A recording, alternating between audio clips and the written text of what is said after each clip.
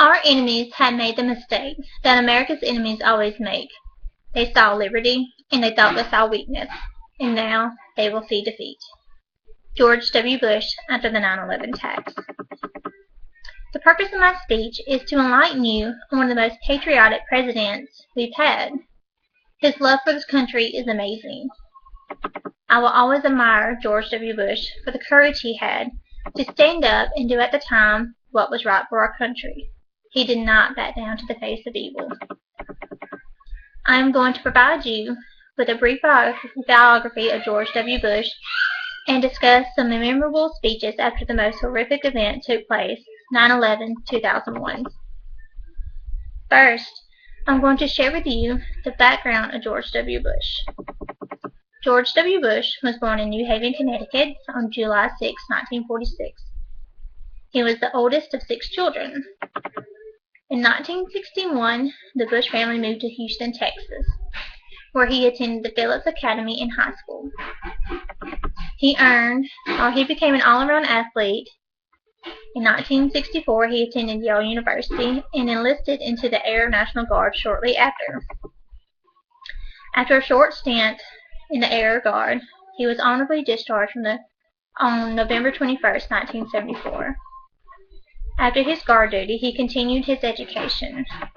He earned a master's in business administration in 1975. After 3 short months, Bush married Laura Welch on November 5, 1977. The Bush family had twin daughters born in 1981. He also became the governor of Texas in 1994. He was the first Texas governor to be elected 2 consecutive 4-year terms. Bush was elected president from 2000 to 2008. After reviewing his background, let's talk about one of his speeches he made following the 9/11 attacks. The speech doesn't have a title, but was made the day of the 9/11 attacks during the State of America address. This is one of the most passionate, truly hurting for our nation, which had just been stricken by grief speeches.